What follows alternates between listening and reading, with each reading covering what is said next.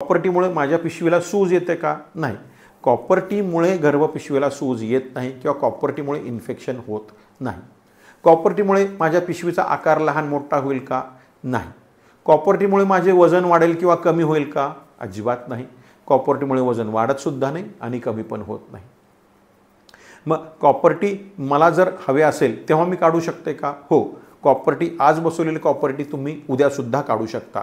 अर्थात त्याचं आयुर्मान जर संपलं असेल 3 वर्षाचं, 5 वर्षाचं किंवा 10 वर्षाचं, त्याच्यानंतर तुम्ही बदलून दुसरी कॉपर्टीसुद्धा बसवू शकता. मला मूल बंद व्हायची, नसबंदीची शस्त्रक्रिया करायची नाही, तर मी कॉपर्टी किती वर्ष वापरू शकते?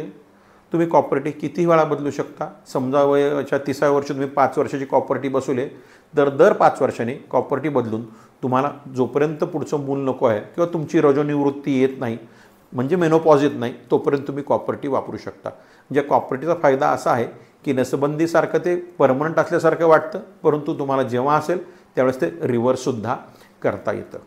दुसरं, कॉपर्टी कधी गंजते का?